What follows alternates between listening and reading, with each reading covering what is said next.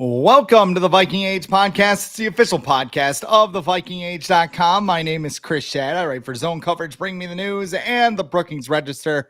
My co-host is Tom Schreier, managing editor of ZoneCoverage.com. And we do this every Monday right here, the late week episode right here on the Viking Age YouTube channel.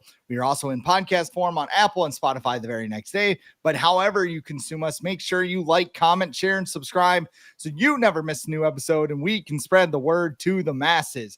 So as you can see, we got Tom here. I'm just going to ask you straight up after 3 games. Are the Vikings Super Bowl contenders now? Because it seems like we've gone from 0 expectations to championship in just 3 days. Yeah, I mean, I think I was looking at it was like 6.5, 7.5 wins, right? Through Vegas, and it made sense given the. I mean, people probably lacked faith in Darnold. I think with defensive acquisitions, like it's hard to know. People could go individually, like Van Ginkel looks good, or Blake Cashman or Grenard or whatever. But I think with that, those guys just like fit the Ford system. You had to believe that it would work, and it did kind of break down like late last season. That was a personnel issue we found, right? Turns out Darnold looks pretty good under O'Connell, and they've gotten through at least 3 games of a gauntlet. Although I'd remind people, we're still in the middle of the gauntlet. But yeah, I mean, you're a contender to the extent any 3-0 team is. I mean, I think some people would look at like Seattle and go like, who did they beat, right? And how much do you weigh on that? But a lot of people had Houston in the Super Bowl, San Francisco appropriately so, winning those convincingly. And like you think of like if you didn't have the Aaron Jones fumble, if Darnold wasn't trying to force the ball to like Trent Sherfield, you know what I mean? And Warner picks him off or whatever, maybe you'd have a little more margin. But yeah, I mean, you have to consider him a contender. I would always tell people like, look, they're still in the middle of a tough part of the schedule. And the division's still good. Chicago, we know, is probably your way, but Green Bay is going to look good when they get Love back, and Detroit still is building off what they did last year. It is interesting. I mean, we expected the division to be tough, right? I mean, the Packers are a good football team, even though I called Matt LaFleur a fraud on Monday. Dan Campbell and the Lions are still out there somewhere with their Carolina Panthers jerseys on Monday.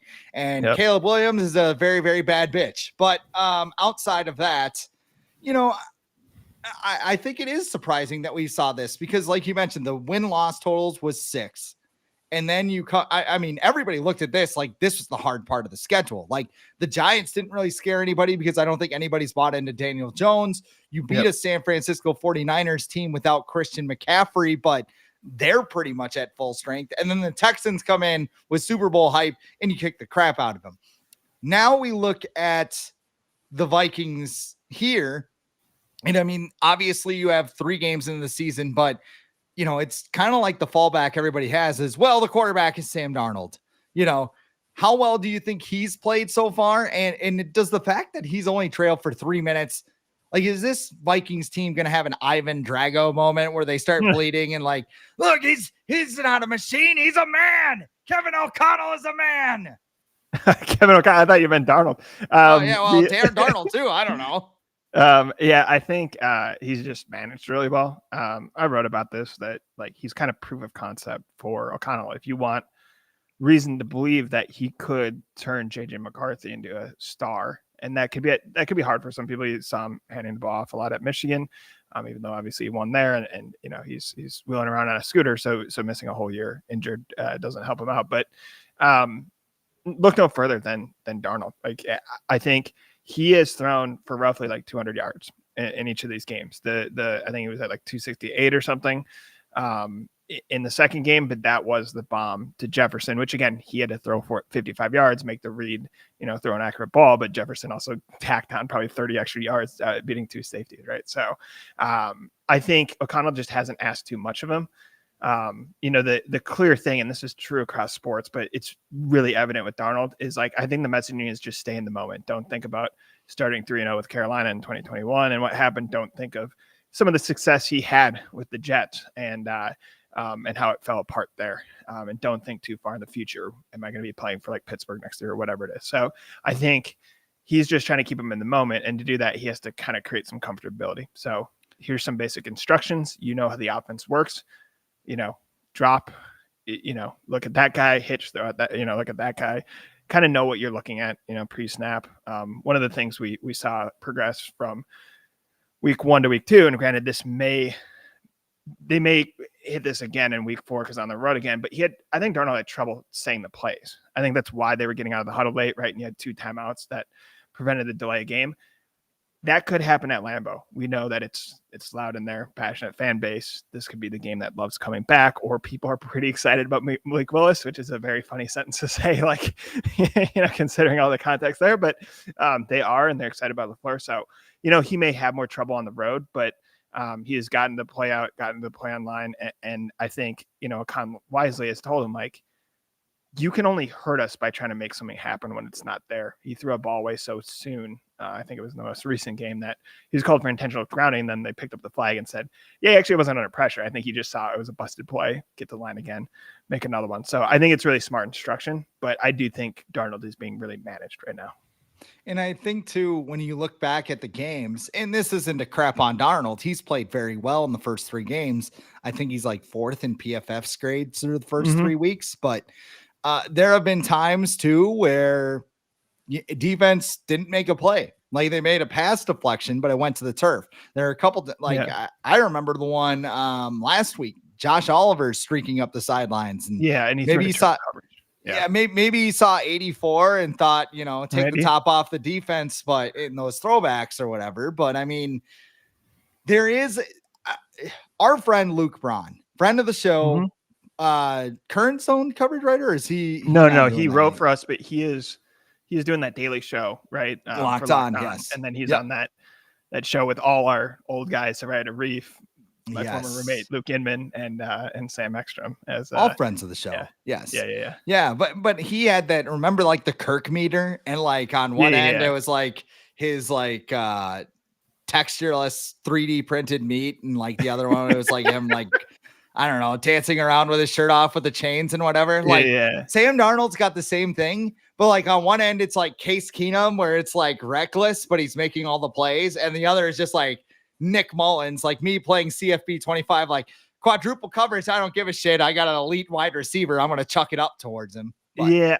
I mean, I think the difference is like Kirk kind of would just break down at times. And some of this is like stress, right? If you line up under the guard, it's because of the stress of the situation. But it did feel like Cousins was more kind of consistent. Like the most surprising thing about that Buffalo win going back a couple of years is that he tripped on Ingram and try to flip the ball to Dalvin Cook, which just, again, that's just sit on that. That's a little like Darnold, to be fair.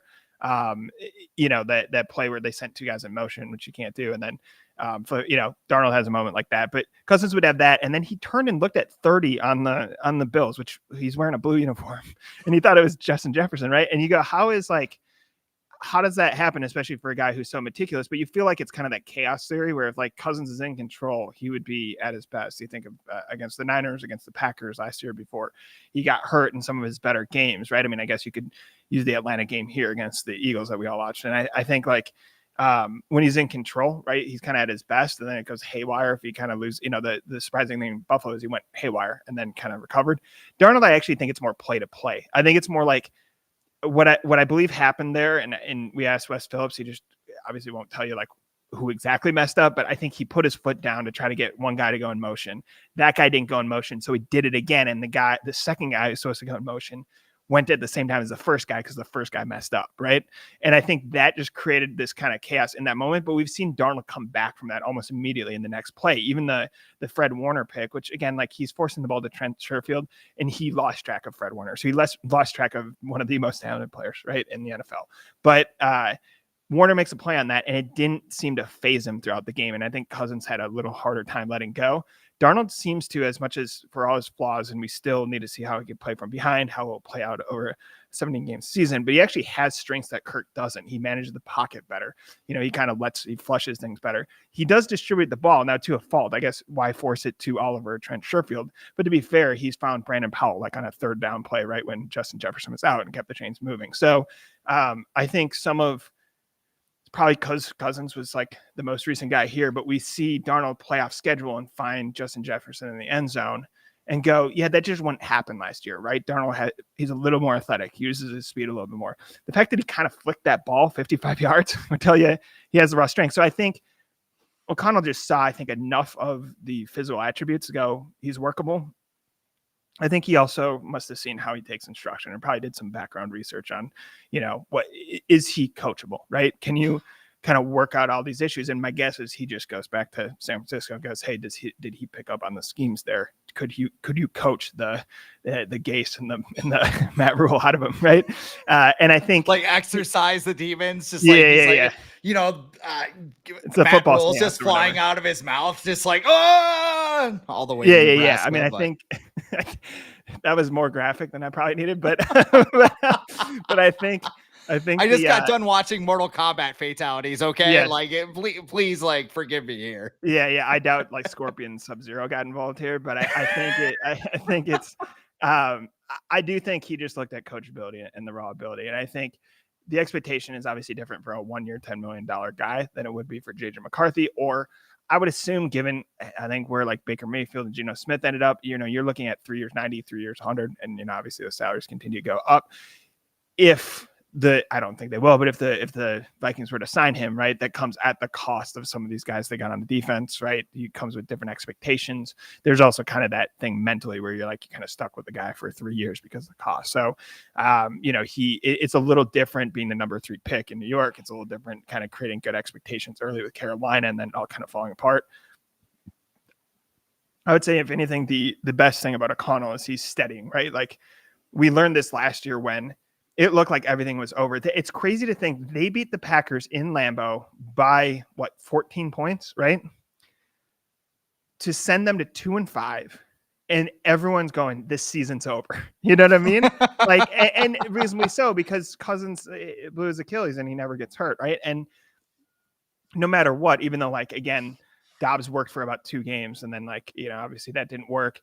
Jaron Hall wasn't ready, and they've moved on from him. He's with Seattle now, and Nick Mullins is still on the team. Although I do think they brought in Brett Rippon at least to give him a little bit of challenge there, because Mullins is a weird backup. You kind of don't want your backup to be like this erratic. Like he can put up yardage, like if you look at raw yardage and stuff, and whatever, but he is just erratic with the football. And my understanding is Rippon's actually a little more disciplined in terms of what he's doing. But regardless, with these guys, he kind of got them through the season. Now, it wasn't the result anyone wanted, but all things considered, it looked like they were about to recover from an 0-3 start with Cousins. They won some games they shouldn't have with Josh Dobbs. And you think with a player who is more talented with Darnold, if you hit a rut here against Green Bay, or you think of I always remind people in London, they nearly lost to a team that Dalton started, which I guess Andy Dalton's good now, but yeah. Andy Dalton was the starter over Jameis Winston, I think. I'm trying to think who was the starter there. No Michael Thomas and no Alvin Kamara, right? And that game came down to the Saints guy missing a kick that I think double doinked, right? Double doinked, yes. And that was when the Vikings would start hot and then just nothing in the middle of the game and then have to make up for it at the end. Also, I guess won 13 games doing that, but yeah. I think a reminder that there's a lot of randomness there, and you're playing a really tough team. The Jets are loaded with talent, and you have Aaron Rodgers who may be able to decipher the defense, right? So you may hit a rut here at some point. You think of the Packers, which I have to focus on because next week, Rodgers coming up, the fact that you're coming off a bye but have Detroit, and then the fact that McVay knows all of O'Connell's tricks, right? So, and McVay also may be able to find some tells, right, in the defense. So you're not out of the woods yet. And I think we have to see, at some point, adversity will strike with Darnold. How does he respond down 2 scores? How does he respond if he throws 2 picks? What if he goes to the sideline and a coach reasonably goes, hey, so you're flipping the ball to Aaron Jones? He didn't want to just take a sack there. You know what I mean? I think those are the things we don't know yet. But I would say this, there has to be some authenticity of what's happening if you have the results you have early on. And I think what we're seeing is, again, in some ways, we probably view Darnold differently because of Kirk Cousins. He doesn't have the big contract. He has some of the skills that Cousins didn't. And honestly, it is refreshing to see, in the red zone, Justin Jefferson is not open until you give him 5 seconds to get open, and then he's wide open. You know what I mean? And if you can have that, if you can scramble and keep your eyes forward and stuff. And the other nice thing with Darnold is if everything breaks down and it's just not who Cousins is, he can take off and run. You know what I mean? He's kind of sneaky fast. Although Cousins, once he got to speed, actually was fast. Remember that? He was cruising at 19 miles per hour. You're like, how did he do that? But I guess he has more burst speed, right?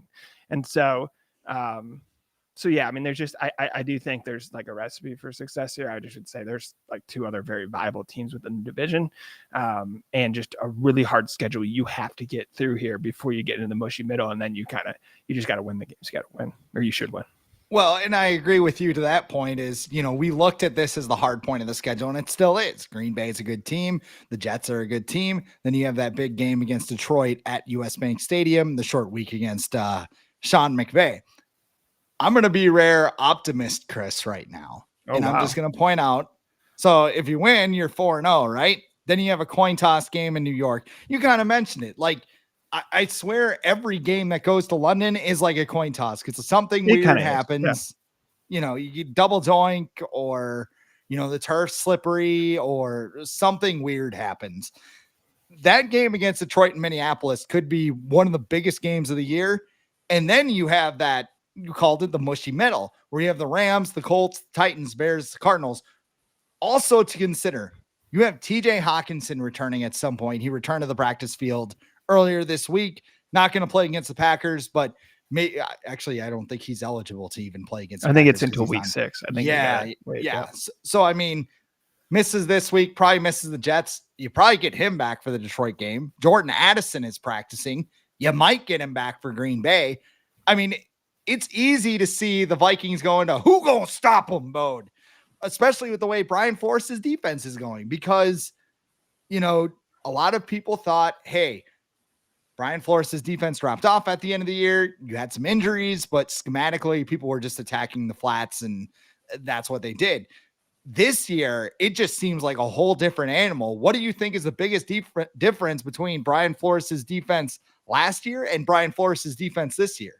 I mean, the easiest thing to say is the personnel, but before I get to that, I think so. He calls his blitz the Bengal Hawk. I think that's when they're lined up on the line. It's like 8 guys, right? You have the corners and then the guy in the secondary. But I like the name, by the way, because it's like, what should we name this blitz? What if we put 2 animals together? Like, I know. I think the Bengal Hawk is a thing. I don't know, but I mean, admittedly, there's a lot of my range of knowledge, but so he changed it a little bit. I think he addressed that like guys were beating him in the flats, and so that does. I think there's less pressure up the middle naturally because you have to like spread guys out. But and then he did. I'm trying to think what it is. He did something to cover for how like Zach Taylor just ran the dagger concept over and over again and was just creating plays right in the middle of the field. So I just I've asked and like obviously I go to like guys like Josh Metellus and Harrison Smith, who's been around for a while, and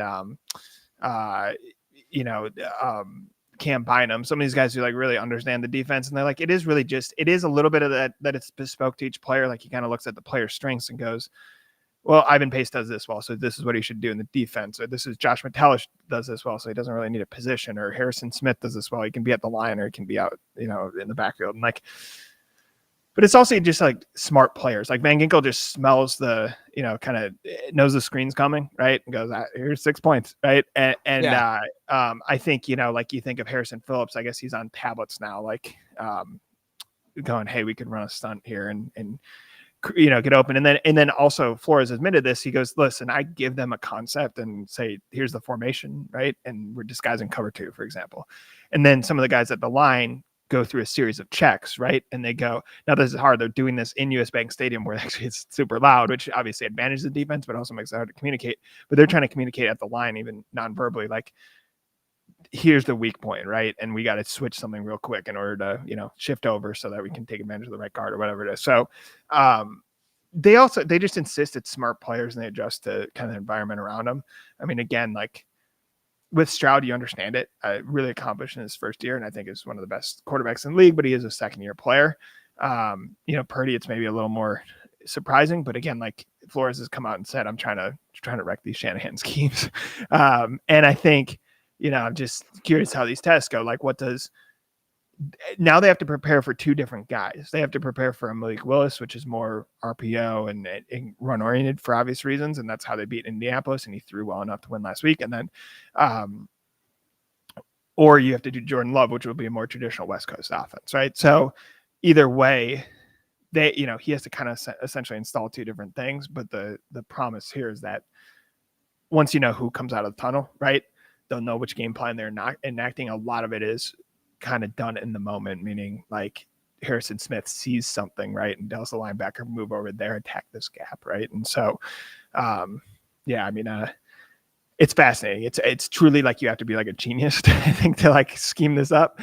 And I think, they went and got the right guys, and we've seen Blake Cashman excel, right? We've seen Van Ginkel, Grenard. It was nice to see him after applying a lot of pressure at the quarterback, but finally getting through against his old team. I mean, part of this is you put a tight end on him in one play, right? But, he's breaking through and getting to Stroud. So I think, I do think that part of it's sustainable. I think the bigger question for me, obviously, is on the offensive side, just where Darnold's at. Can he stay in the moment throughout the season? Well, we'll get in the moment in just a second as we talk about Brian Flores. You called him a defensive genius. I call him a stoner in a Taco Bell test kitchen. But, just because of his creativity. But with Sunday's game coming up, Vikings football usually isn't stressful enough, so why not put a little something on the game at Underdog Fantasy? Over 1 million fans across 33 states got in the game last year by making picks on Underdog. You can win up to 1,000 times your money by just choosing higher or lower on your favorite player's stats, like touchdowns, passing yards, and more.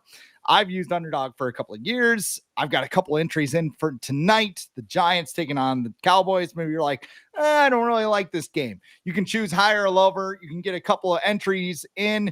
Maybe you think Devin Singletary is going to run over Mike Zimmer's defense, or CeeDee Lamb's going to have a bounce back game on Thursday Night Football. You can cash in on all of the opportunities, just like I did on Adam Thielen last Sunday. Just head over to Underdog, simple to use mobile app, or underdogfantasy.com. Sign up with the promo code The Age, which is all one word, and Underdog will give you a free pick to use on your first cash pick'em entry, which puts up to $1,000 of bonus cash into your account when you deposit. That's Underdog Fantasy promo code The Age, all one word, to claim your customer special of a free pick and your deposit offer. You must be 18 plus. 21 plus in Massachusetts and Arizona, 19 plus in Alabama and Nebraska, and present in a state where Underdog Fantasy operates. Terms apply, void in Colorado. If you're concerned with your play, call 1-800-GAMBLER or visit ncpgambling.org. Arizona, call 1-800-NEXT-STEP or text NEXT STEP to 53342. In New York, call the 24/7 Hope line at 1-877-8-HOPE-NY or text HOPE-NY. All right. Vikings, Packers, Sunday, 12 o'clock, Lambeau Field in Green Bay, Wisconsin. Yeah, I got a wrestling story for you, Tom. You ready for this? So there is this guy, Ken Kennedy. He has a school in Minneapolis, a wrestling school, and he is from Wisconsin Rapids, Wisconsin. So when he was, he's a bad guy normally. And when he first started wrestling, the thing with like wrestling hometowns is like they don't do like obscure towns because people don't know where that is. So Kennedy goes to wrestle his first match. He's wrestling in the Twin Cities at one of the little indie shows, and he's got to get heat on himself. He's got to get people to boo because people aren't going to boo Wisconsin Rapids.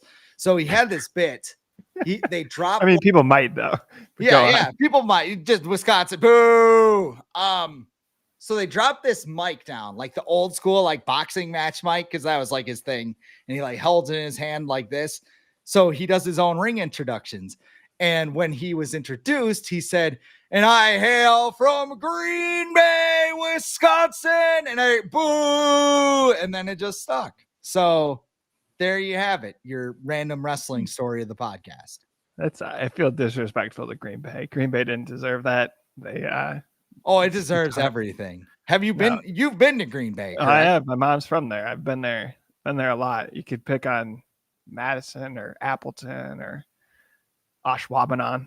I don't know, but yeah, no, that's a lot of buildup for a random reference to Green Bay. Yeah, of course, but I mean, yeah. I have to get my obligatory wrestling story. Just like I'm contracted for an Underdog read, I have to get a wrestling story in. That's right. I believe they're tied together, but the Underdog be upset if you didn't bring up Green Bay in a wrestling. Yes, absolutely.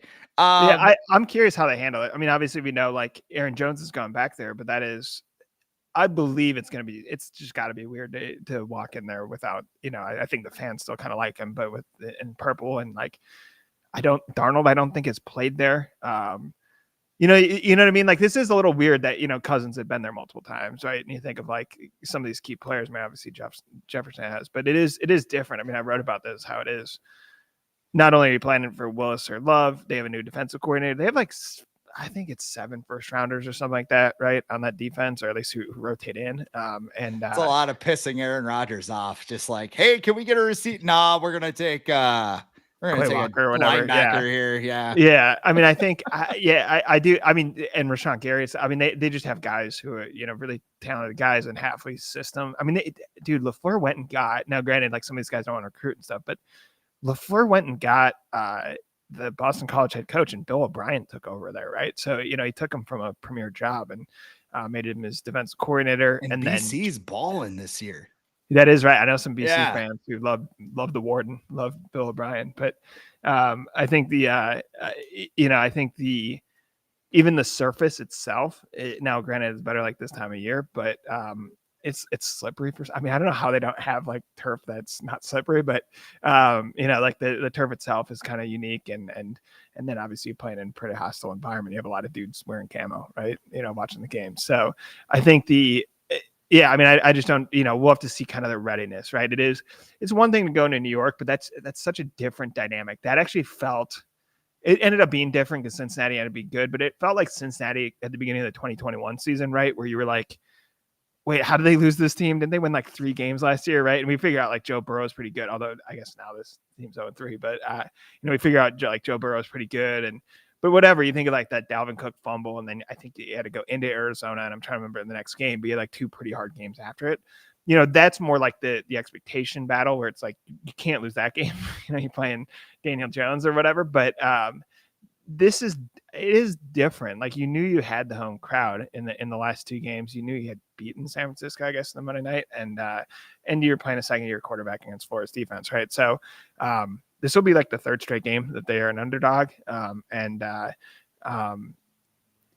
it is like, as much as you kind of learn about the team every week, especially something like this where you're rapidly learning about a team because it's different than your expectations. This is the first one that will tell you, like, if you can handle Lambeau, you should be able to handle London. And if you can do that, I mean, I kind of see the next 2 games after that as home games, because it is home against Detroit, and then you'll have Vikings fans in LA. So, it's just like an early tell, right? Like, can this team handle the adversity of hitting the road for a big game like this? Well, I was going to mention that Kevin Harlan, Trent Green, and Melanie Collins are on the call for CBS. The Packers 2.5-point consensus favorites, according to the Action Network, but in honor of the play-by-play broadcaster. Are the Vikings going to smash Jordan Love with no regard for human life, or are they going to do the same thing to Malik Willis? Yeah, I mean, it seems like the signs are that Love will play. On the 3rd game, he rose again, Tom. I mean, yeah, is that right? Yeah. Talking about bad turf, like whatever that Lambeau has, they went down to Brazil and we're like, well, it could be worse. But I think that's such a weird one too, like the devastation of losing, obviously your first game, although it's the Eagles, but to have the quarterback go down like that late in the game, pretty tough. But I guess he's practicing, limited practice. I would say this, it's hard either way. Obviously, Love will be more difficult. That team is incredible. They're kind of like the Steelers had a run like that, where like every guy who was a receiver for the Steelers was good, right? For a little bit. And like, they don't have like the Devontae Adams type, right? But it's Dontavian Wicks can like beat you on a play, right? You know what I mean? Or whatever, like all these kind of random guys. And I think, that's obviously the bigger challenge, but I don't know. LaFleur, I mean, I think forever, like, I would try to tell people, I think there is like a nature-nurture dynamic, and I think most people just saw it as like, you either drafted the right quarterback, you didn't. I understand that, given like all the projection systems and kind of the success or fail rate of quarterbacks in the NFL, and the fact that we just know some of these guys, unfortunately, that it just doesn't translate even if you played in the SEC or something in football, or in college. But like, I think this is a huge win for nurture, right? Because people, just because we have a Packers vertical, I know our Packers writers were like, Malik Willis, like they weren't thrilled with I think it was Clifford, and I'm trying to remember who the other, Pratt or something, the two backups. They weren't thrilled, and it was so funny. It's like our Vikings writers are writing like, is Darnold good? And the Packers writers are writing, is the backup good? Like the dynamics a little different between the two teams. But I think like that's just identifying. And Willis I think it'd be a little like Dobbs, I think, where he'd get like exposed. I think he's more talented than Dobbs, but like he'd get a little exposed over a full season. But that's a good example of like, go get someone who's an upgrade, know what you do if he has to play. The Colts one was kind of served to you, right? The Colts knew they were going to run and they still couldn't stop them. But I do think just having Willis, like, he will present a challenge, you know what I mean? And it's different because like that whole Flores thing, now it's meant to stop the run, but it's really meant to like confuse a passing quarterback. And he's not going to ask Willis to throw, you know what I mean? Like, he'll probably do screens and stuff. They'll get the receivers involved, but I would not discount that if it's not Love, it's not like one of those things where whoever walks out of the tunnel, you kind of know who's going to win. They can win this with Willis. And I think the Vikings have to be prepared for, this is the first time we're kind of seeing, like, can they handle a legit running game because of Jacobs, because of Willis himself being a threat. And I was listening to the Purple Insider podcast this morning, and Matthew Collar brought up a good point that, last year in Philadelphia, the Eagles just said, we're just going to run the ball nonstop and you're going to have to stop it. And the Vikings couldn't. Now you have Jerry Tillery up front.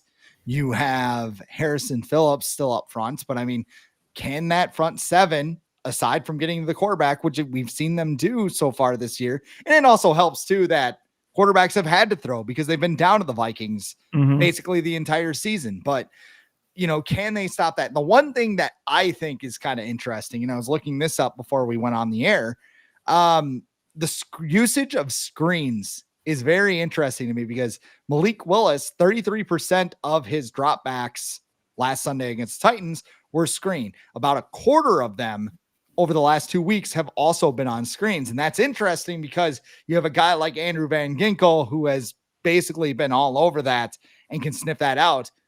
I think if they run one too many screens, they might have to do it. I think, and this is I'm leaning towards Love playing. I think it's too important of a game, but also the Packers staff is notoriously conservative. But if they have Willis out there, I think it's going to be a run-heavy game plan for the Packers. And I don't think they might have him do a little bit more play action, which he did last week against the Titans, a 40% clip. But I know I'm kind of going into Steiner math here, but if the Packers don't want to trust that offensive line to hold up against Brian Flores' pass rush, I think it's going to be a lot of short throws, and I think it's going to be a lot of running the ball. So the key is really going to be, can the Vikings stop the run? And if they can force them, are they going to sniff out those screens? Are the Packers going to try and air it out? Because I just don't see that happening in this game. Yeah, I mean, I think, and I should be clear, like, you don't have to run a screen to get the receiver involved, right? You can end around. There's other methods, right? What I was saying is you're not going to neglect that talent if they go running.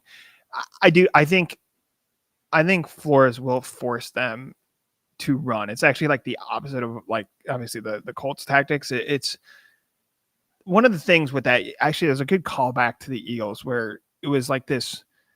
It was like that drive where they just kept like gaining 3 yards, right? You know what I mean? And like just methodically going down the field. And we were looking at personnel, and like, sometimes you do just go with, they call it NASCAR package, right? Where you go like with the 4 DNs and you're putting speed to, it's obviously usually on third down and like to get after the quarterback. But this, I think, was more, he didn't trust, because that was Flores, right? There's been 2 Eagles games that seemed very similar, but that was Flores, right? And so like, I think he was worried if you went with a heavier package and you removed secondary, that they would just like burn you, right? That Hurts knows enough to get the, how to get the ball to the right guy, and you'd have explosives. And so he, in some ways, I guess, being stubborn. I also believe after that game, Flores actually kind of changed. I think that's when he went more to the Bengal Hawk and like he changed his tactics. Like he basically overhauled them in the week, which also like shouldn't go unnoticed that he just spent a week and was like, we're throwing all this out and we're doing a whole new thing. but like, I think I think that's a good, the contrast to draw here is, I think there's some faith in the guys you mentioned, the Tillerys, the Phillips, the fact that you got Grenard and stuff, like they did enough where you can have kind of heft, if you will, in the middle, and I give them credit here. I looked at the cornerback room, and this is obviously you have Kyrie Jackson pass, and you have Mekhi Blackman blows out his knee in like that first practice or whatever, but somehow even like with those guys, I was like, I don't think you have enough corners, and I guess Shaq Griffin's been good enough, right? And he was good with Seattle. I mean, that was like 4 years ago or something. But Stephon Gilmore, they have at times isolated him one-on-one on one side of the field and essentially kind of blanket covered the other side. This is more when they're going, putting a lot of guys in the secondary. But dude, the fact that Stephon Gilmore's 34, like granted, like in his prime, one of the best players. Like I think New England just like went and stole him right from Buffalo. Like the fact that you're taking him and giving him that responsibility, and that's freeing up them to cloud like the rest of that is just, dude. Stephon Gilmore's incredible. Like you know what I mean. And that they did enough. That was recruiting him in. That's Flores obviously having the connection. I think going back to New England with them, and then just get enough out of Murphy. And so, you know what I mean. And so I think. Yeah, I mean, I'm trying to remember the original premise of your question, but I think there is just enough heft, I guess, in the middle to like stop the run. And then like they are actually getting great play out of the secondary because I actually don't think it matters. Like if you don't have that, I think the scheming doesn't matter. You know what I mean? You have to have guys that do enough that force the quarterback to hold the ball for 3 seconds. And I think too on the offensive end, I mean, I think everybody really wanted the Aaron Jones revenge angle at the beginning of the week, and that just has not materialized. It's like, Matt LaFleur, what do you think of Aaron Jones? Oh, he's great. Aaron Jones, what do you think of the Pack? No, they're great. Okay. This is great. But, I think the good thing with Aaron Jones is it's kind of the Happy Gilmore has learned how to putt type of vibes. Kevin O'Connell has a running offense, and that's taken a lot off of Sam Darnold's plate as well, too. We've talked a lot about Sam Darnold during this game, but I think it might be the running game that really decides this game on the offensive side of the ball. If the Packers can run the ball, I think they're going to win the game. If the Vikings can run the ball, they're going to take pressure off of Darnold, and it's going to give him some of those easy throws. There's really not much to say there, so I'll just cut to the predictions. Like, what is your prediction for Sunday's game between the Vikings and the Packers? Yeah, I mean, I think I should look at like do you know the over under at yes, points a point total. The consensus is Packers by 2.5 points. Yeah. No, I'm trying to think of total points because that's usually telling in terms of like if they think it's going to be a give me 1 minute. A scoring day. I should know this before I make the prediction, but it does feel like kind of like that 23-20, Packers win or something like that. I wouldn't be floored by any means. Obviously, if the Vikings, they should get the benefit of the doubt if they're given they're 3-0. I just think, given it's on the road, given the Packers are pretty close to being 3-0, and that's with Malik Willis. I think if you have Love, it's a Packers win. Obviously, I think they should beat Willis, but I would say this. I mean, obviously, it can go ahead with the point total, and it's 43.5. Yeah, I mean, so they're hey, I was close, right? With the 23-20. I mean, I guess I'll make that prediction, right? Like 23-20. And I think I would say also a little adversity early isn't a bad thing. I mean, I guess the Vikings did have that in that 13 win season, and they had those weird games, right? Like the Dallas one, they just got piped, right? Or whatever. But because I think that was the Eagles game, right? Where it was like, I remember talking to other guys in the press box being like, well, season might be over. But I mean, obviously that was an overreaction, but I think I think a little adversity early here isn't bad because you'll have adversity even in the middle, right? But the thing is, if you kind of get through this, you want to learn lessons now, because the truth is, aside from, hey, take advantage of the mushy middle, you have adversity at the end of the season too. So I don't know. I just think whatever happens, as long as it's a competitive game, it's positive in some way. If they lose by a last-second field goal, I won't feel too bad. I mean, it'll only feel bad because it's against the Packers, and those losses are always amplified just because of the rivalry. I think if the Vikings lose in a blowout, then we kind of reassess and go, okay, maybe we were kind of in who gonna stop them mode. Just a little too much, a little too early in the season. You said 23-20. I've gone with 23-20, I think the first 3 games of the year. Really? Actually, I think I did 16-7 Vikings for week 1. Okay. But I think the offense is better. Right. Yeah, I think the offense is better. I think Jordan Love plays, and that might be a different thing. 24-23 Vikings. Right. 24-23. Yeah. I don't see the Vikings coming out and hanging 41 points on the Packers, but I also don't see, like, especially if Malik Willis plays. And again, I did call Matt LaFleur fraud on Monday. He has done some good things, kind of switched some up. Even Brian Flores, who knows more about football than I do, even complimented Matt LaFleur. So maybe that was an overreaction, which is why we call them Monday overreactions here on the show. But I could see this going down to the wire. I could see a lot of people sweating it out. And on Monday, a lot of people coming up to each other and being like, how about those Vikings? Or how about those Packers or whatever? But yeah. Yeah. I mean, either way, I think it'll be close. I think it'll be like, it's not going to be a pretty game. You know what I mean? No. Like there's going to be some ugly, I mean, the other thing is, not that anyone needs a reminder here, but this is a place that haunted Daniel Jones, if you remember that. And Reichert looks like he has the makeup, like, to be a really, I think they were really intentional about giving him the 58-yarder and working out obviously with him mentally, but big test for him, right? They're going to be out there. This is outdoors. They're going to be out there testing the wind and going through kind of, obviously this is how the turf feels and stuff like that. And I think in a game like this, that's ugly. Like, there's going to be a focus on a lot of different things, obviously. But for me, it's just like, if Will Reichert is that guy, and I do have some belief in him, like, listen, he played in the SEC, but it could come down to, Will, you got 47 yards here, right? You know what I mean? And we got to go home. And so I think that's another interesting plot line I don't believe, and I wouldn't wish the Daniel Jones thing on anyone. I would also say this: Kevin O'Connell, I think, treats his kickers a little differently than Mike Zimmer did. But yeah, that's it's another thing I kind of think of in these ugly games. Can Reichert take it?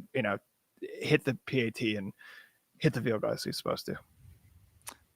Will Reichert is money, not only on the field, but off of it, apparently, with Walmarts and Crocs endorsements. Dude, the Walmart commercial, he looks like a kid. Like, he looks like, I've said this to you before. He looks like the kid in middle school that got, like, suspended for bringing a pocket knife. Like, stop. I'm not going to allow that. That's sketchy. Just hey, man, like, he got suspended for what? Oh yeah. He forgot he had a Swiss Army knife in his hand. Oh yeah. Yeah. I do love that. Matt Daniels says this is the special teams guy coordinator.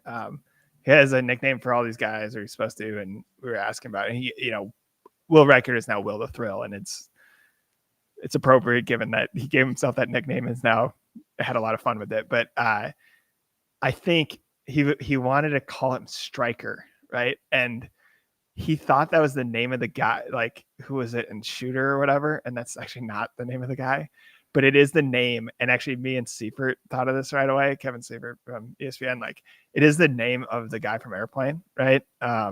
And I was like, dude, so you're going to nickname him the guy who's sweating out like a plane crash? Just all right. Yeah. I don't know what's going to happen here. Yeah, Mr. Magoo, like, popping in every once in a while. Yeah, I don't, like, dude, I wish Stryker would have stuck, because, like, obviously you're not going to use that movie. I don't even know if you could, like, release that in, like, today, but, like, the absurdity. Yeah, that movie is actually, like, very fitting for the Vikings. It's like, that movie is like a Viking season basically, but like, also a very, explicit football reference, right? You have a win one for the Gipper or whatever, right? But I think, yeah, I was like, dude, did the special team, who Matt Daniels is really funny.